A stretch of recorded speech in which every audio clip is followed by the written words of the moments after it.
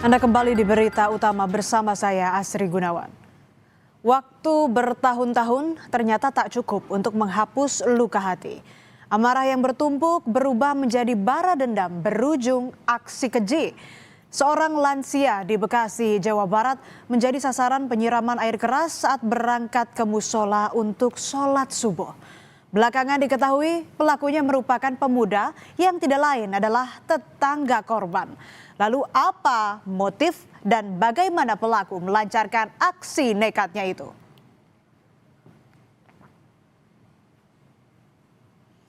Suasana subuh yang hening di perumahan Bumi Sani Permai, Tambun Selatan, Bekasi mendadak berubah menjadi genting pada Senin subuh 30 Maret lalu. Seorang lansia yang hendak beribadah sholat subuh di musola diserang dengan siraman air keras oleh dua orang yang berboncengan motor. Usai menyiram cairan keras ke korban, pelaku langsung kabur berbelok ke kanan gang perumahan. Sementara korban sempat membuka bajunya dan jalan terhuyung setelah disiram cairan air keras. Akibat penyiraman air keras ini, korban mengalami luka bakar 70%.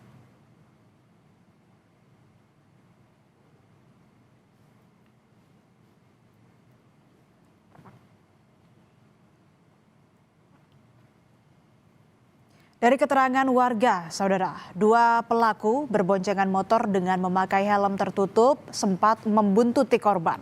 Pelaku sempat berputar di sekitar komplek dan mengamati pergerakan korban. Rupanya aksi teror penyiraman air keras ini bukan kali pertama terjadi di wilayah tersebut. Sebelumnya dua mobil di sekitar TKP juga disiram cairan air keras. Warga di sekitar TKP mengaku khawatir dengan aksi teror tersebut dan langsung melaporkan peristiwa penyiraman air keras ke polisi. Menurut informasi tukang sebelah tetangganya itu melihat dua motor dengan pakai helm itu lengkap. Dan itu sudah muter-muter sehingga terjadi di situ di perbatasan RT saya dengan RT 2. Dan ini sudah yang kedua. Sebelumnya mobil Fortuner di situ juga TKP juga disiram juga. Jadi ini makanya ini untuk yang kali ini karena menyangkut jiwa manusia ya, kita laporkan ke polisi untuk diusut. Nah, sekarang sedang diusut nih.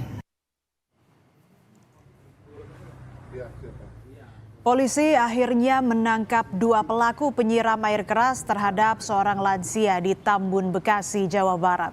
Keduanya berinisial SNM 28 tahun dan SR berusia 23 tahun ditangkap di Desa Setia Dharma, Tambun, Bekasi pada 2 April lalu.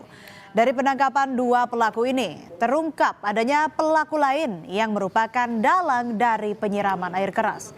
Polisi juga menyita sejumlah barang bukti yang digunakan pelaku saat beraksi.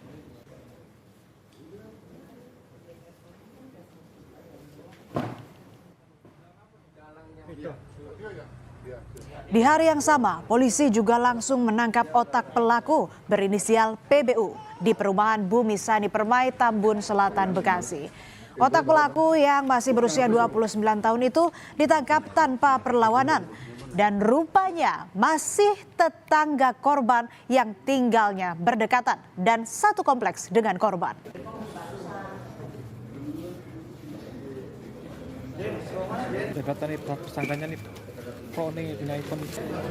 Polisi mengungkap motif pelaku PBU sebagai otak penyiraman air keras karena dendam dengan korban. Pelaku menyimpan sakit hati sejak tahun 2018. Saat itu pelaku merasa direndahkan oleh korban karena bekerja sebagai ojek online.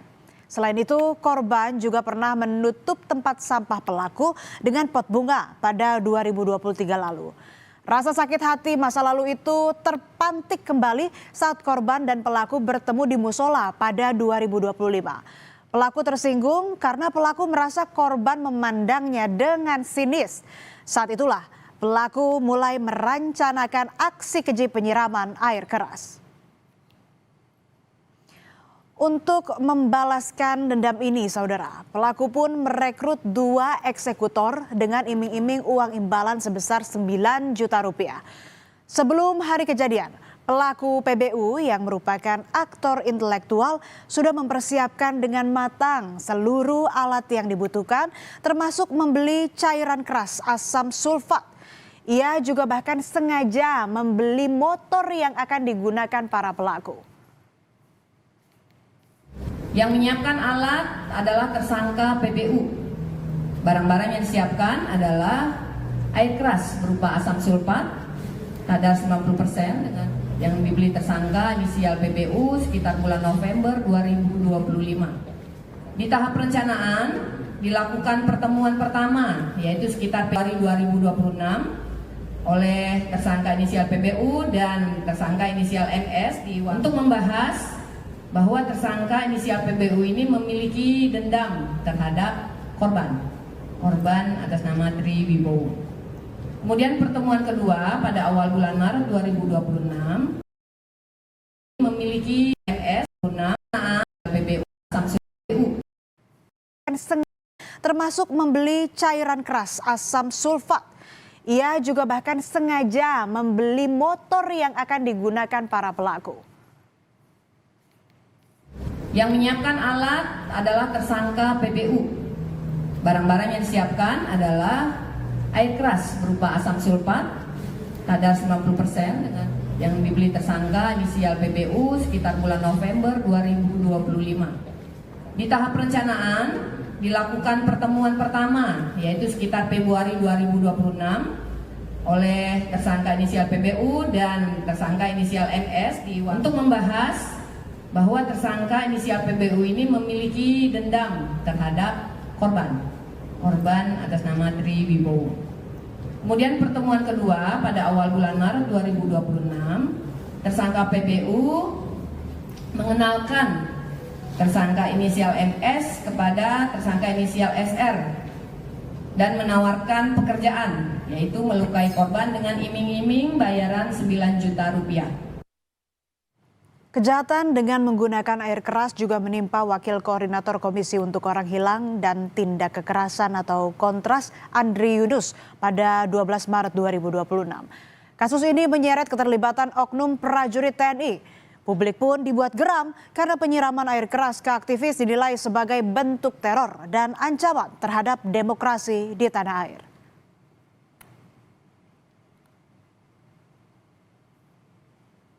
Ini adalah detik-detik saat dua pelaku penyiraman air keras melancarkan aksinya yang terekam CCTV 12 Maret lalu.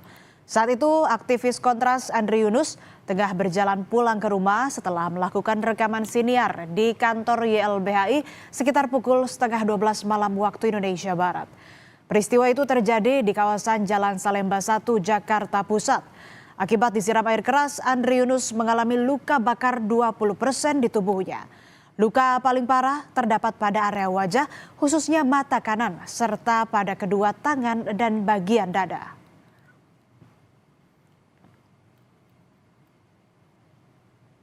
Penyiraman air keras ke aktivis Kontras disinyalir terencana secara sistematis.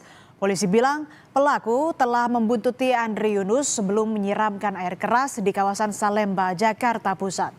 Dua pelaku eksekutor beberapa kali terekam CCTV berada di sekitar lokasi tempat pergerakan Andri. Mulai sejak Andri berada di kantor YLBHI lalu mengisi bensin di SPBU hingga Andri bergerak meninggalkan kantor YLBHI.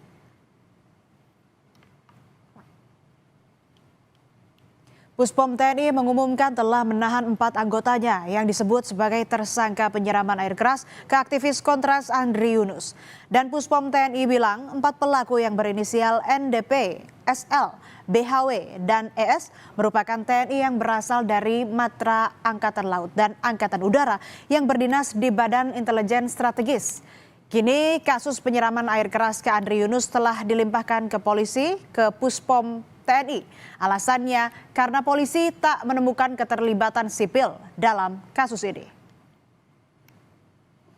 Air keras atau zat kimia korosif digunakan dalam kehidupan sehari-hari seperti pembersih karat logam, air aki kendaraan, dan digunakan dalam bahan industri juga keperluan analisis kimia.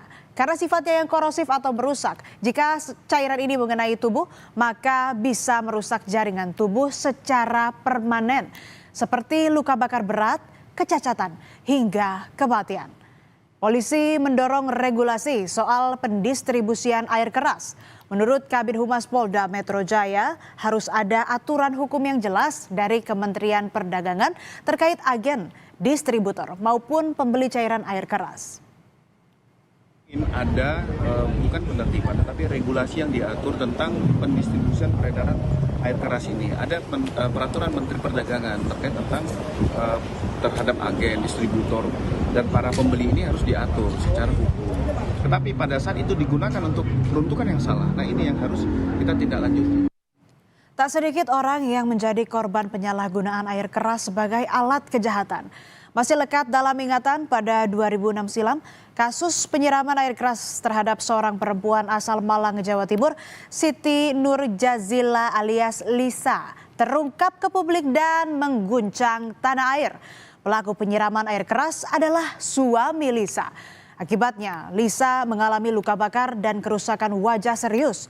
Lisa menjadi pasien face off atau operasi transplantasi wajah pertama di Indonesia.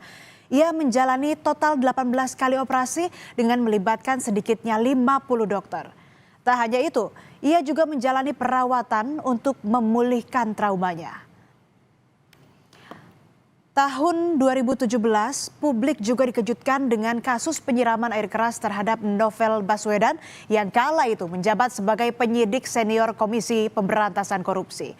Novel sedang berjalan pulang usai sholat subuh di masjid ketika dua orang bermotor tiba-tiba muncul dan menyiramkan air keras ke wajahnya. Akibatnya Novel mengalami luka bakar dan kerusakan 95% pada mata kirinya. Ia menjalani sedikitnya 4 kali operasi, namun mata kirinya mengalami kebutaan. Kasus ini dinilai syarat muatan politis. Maraknya kasus penyalahgunaan air keras sebagai alat kejahatan perlu jadi perhatian semua pihak. Kita perlu mendorong langkah tegas dari penegak hukum agar dilakukan pengawasan super ketat soal distribusi air keras. Karena dampak dari tindak kekerasan ini tidak main-main.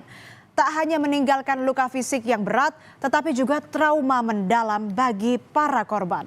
Negara mesti lebih aktif merancang segala bentuk pencegahan untuk melindungi warganya dari berbagai bentuk penyalahgunaan tindak kejahatan.